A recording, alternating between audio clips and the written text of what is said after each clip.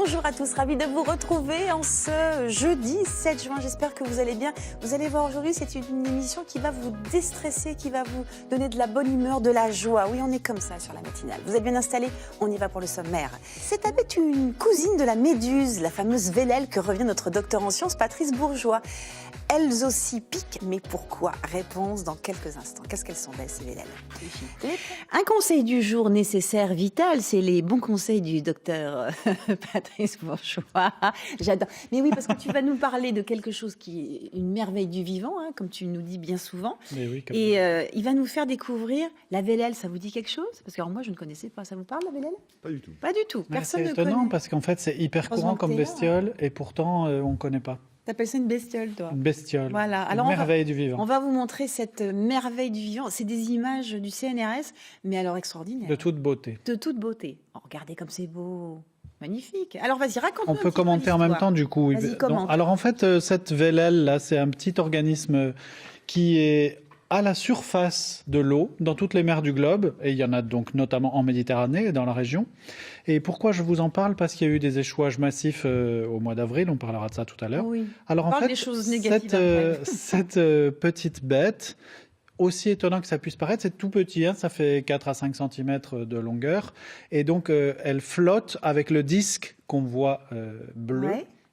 et elle a une petite aile à la surface de ce disque. C'est pour ça qu'on l'appelle vélèle, ça vient du latin, voile. Et cette petite aile, elle lui permet de se laisser porter Mais par les tu vents. es poète, j'adore. Elle lui permet de se laisser porter par les vents, Et au gré oui. des courants et des vents. C'est pas le cas de la méduse, en fait. La méduse, elle est entièrement à l'intérieur de l'eau, elle ne se déplace qu'avec les courants, Ouais. alors que la vélèle, justement, elle dépend aussi du vent, de la surface. Et alors, c'est une merveille du vivant d'organisation. En fait, ça n'est pas un animal, c'est une colonie d'animaux C'est ça. très organisée, avec 3 types d'animaux différents qui se trouvent en dessous, dans l'eau, dans la partie immergée. Et en fait, qu'est-ce qu'on trouve comme animaux? On trouve un gros polype central qui est la bouche, à laquelle va toute la C'est ce qu'on nourriture. voit là, en fait. Ouais, c'est en dessous de ça, parce Ouais. que là, on est sur le dessus. Voilà, ça, c'est la voile de la vélèle. Et les petits tentacules qu'on voit bleus en dessous, là, Ouais. c'est les chasseurs, les organes de pêche de la vélèle.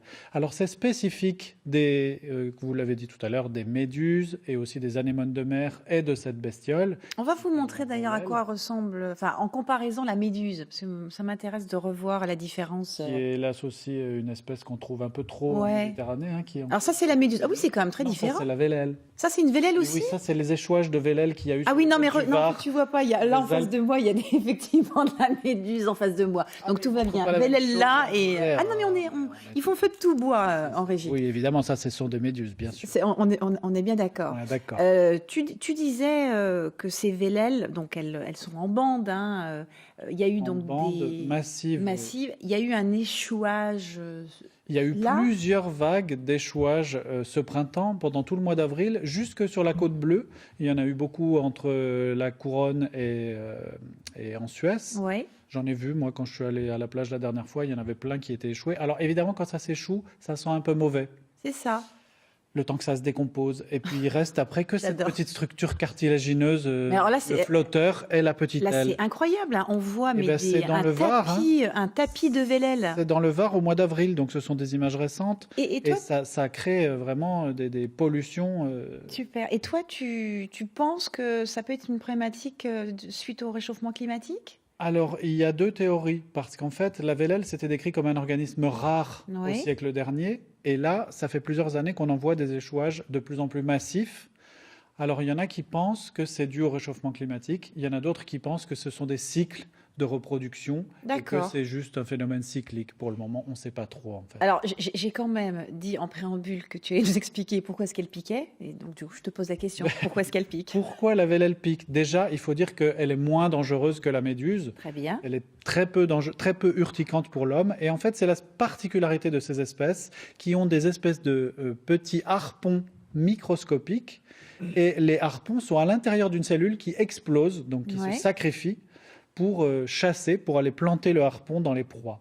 Et donc ensuite, ces petits harpons qui sont sur les tentacules bleus qu'on a vus, Ouais. ils ramènent la nourriture vers l'organisme central qui est la bouche, qui est chargé de digérer pour l'ensemble de la colonie.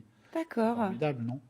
Les méduses, c'est la même chose. Ouais. Les anémones de mer, c'est la même Mais chose. ça pique plus. Hein. Et il y en a qui piquent plus que d'autres en fonction de la Je me suis laissé- composition du venin. Je me suis laissé dire que c'était mieux de manger de l'anémone de mer parce que ça se mange, l'anémone de mer aussi. Ah Mais oui. ne fais pas cette tête-là. Moi, je l'ai ne goûté sais en pas. beignet.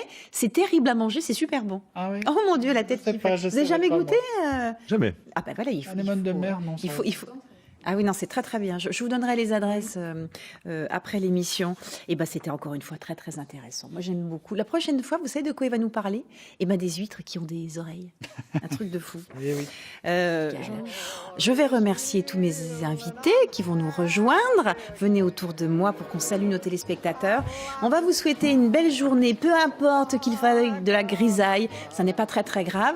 Nous, vous êtes dans notre cœur, on va vous embrasser, on va vous souhaiter une belle journée. Aimez l'opéra, faites de la spéléo, découvrez les Vélèles et puis révisez pour le bac. Et nous, on vous dit à demain. Et on peut encore juste dire que dimanche, Bien vite, à là. l'Opéra de Marseille, Oui. il y a le concours international, la finale du concours international de chant d'opéra. Et ben voilà, vous avez toutes les informations.